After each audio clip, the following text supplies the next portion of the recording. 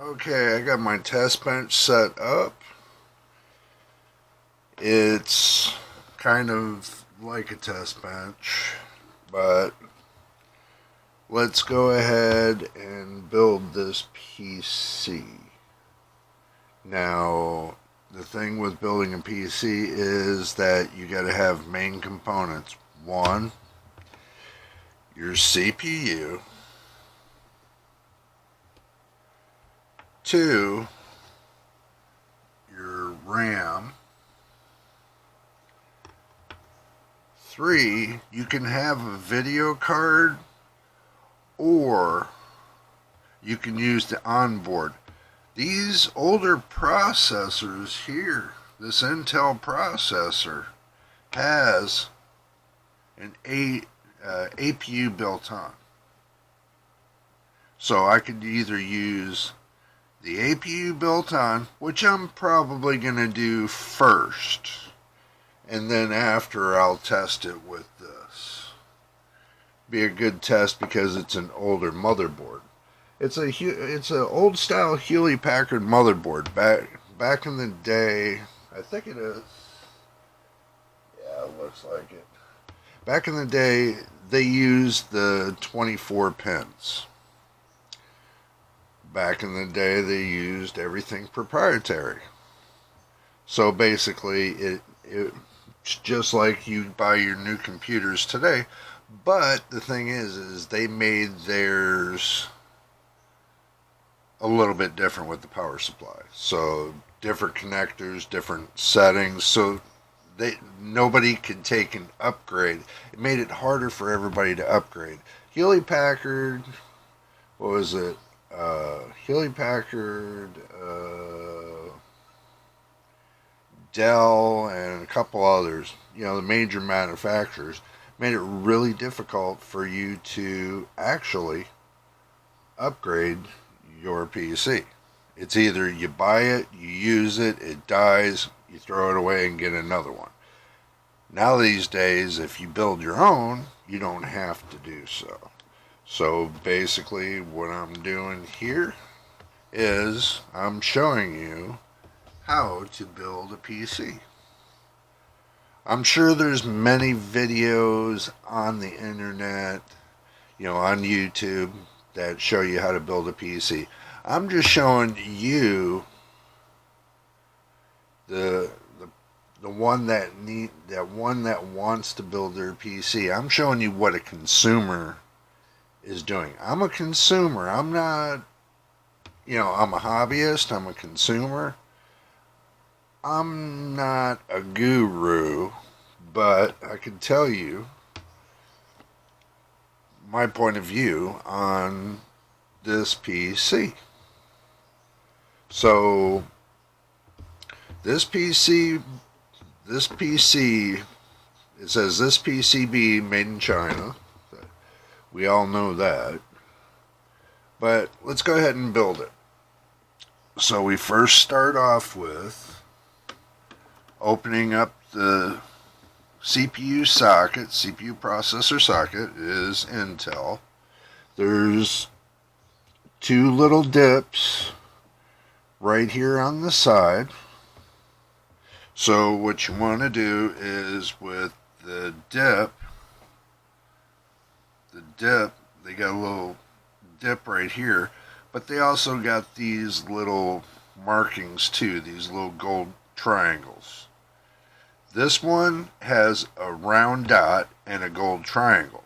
Always look for the gold triangle that's right here, the gold triangle, and match it up with the triangle. Match it up with the triangle that's up over here on the board. So get your triangle right here. Get your triangle. Get your triangle here. And you bring them together. It is foolproof. And be very careful. Do not bend the fingers that are underneath this. This is not... This This processor's not like this processor, to where it's got the legs already on it. This is a totally different processor. This is an AMD processor. Remember, this is an Intel processor. Intel processor made the fingers, these kind of fingers, down here on the board. So you don't want to mess those up. You be very careful putting that into the slot. So that way you don't have any problems. So then you close the door, push down, and lock. Now this is locked. Now we could put the RAM on, or what we can do is put the cooler on. I think we should put the cooler on first. This cooler right here. It's what I showed you in the last video. This cooler is an AVC. It's got an AVC fan. It's made for Intel. So you want to find where your socket is.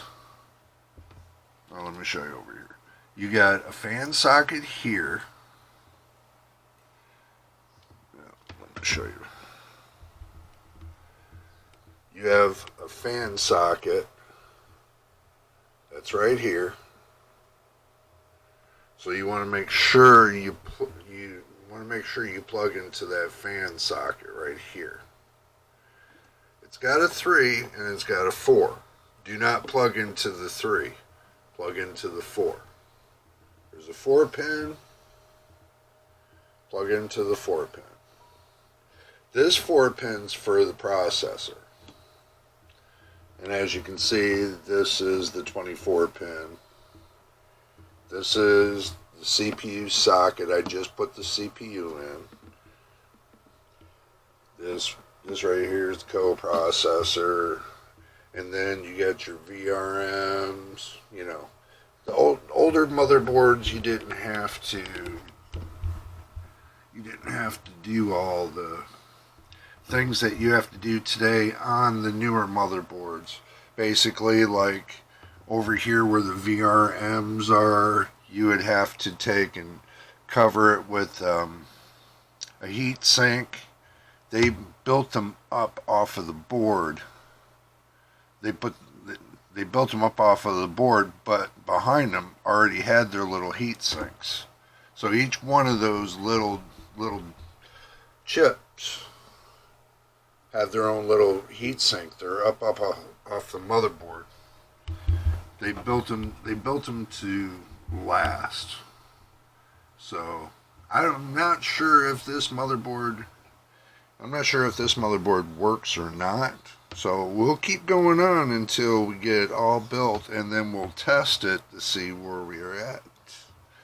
Now you want to take a pea-size little dot of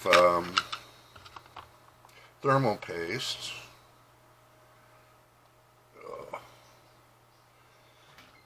You get one of those thermal paste with a screwy cap. You gotta use a needle nose to get them off sometimes. Sometimes they get all hardened up. So what we do is we want to put a pea size. Hopefully you all can see this. I'm putting a pea size here. Alright. Put a pea size on the board. And now what we want to do is we want to put the heat sink on the board. The one mistake I've always watched everybody do when they put a heat sink on the CPU, and this drives me crazy to see everybody do this, and I don't know why they do this. They take and they turn around and wrap this cord, they wrap it around the heatsink. That is the worst thing to do. You never do that, because the amount of harmonics coming off of that fan would be enough to travel down through that cord, and everybody knows how power works, and it'll travel into the board and cause a static. You don't want a static going into your computer, because years ago, back in the 80s, they told you never put anything magnetic next to a PC, because it would screw up the processor, and it would screw up the hard drive. And believe it or not, it is true. That's the reason why everybody says, oh, you can erase a hard drive with a big magnet. Yeah, you can. But the thing is after you get done doing that, guess what happens? It's no longer worth using. So keep magnetic stuff away from your computer. I don't care if it's a magnetic screwdriver. I don't care what it is. Keep magnets away from the computer. These new guys that, just starting out, that haven't been building back in the early 80s when first computers really started to come out for the consumer, didn't know that. Now they're just thinking, well, it doesn't matter. I hate to tell you this, it does matter. Make sure you line up your heat sink. You get your good old screwdriver,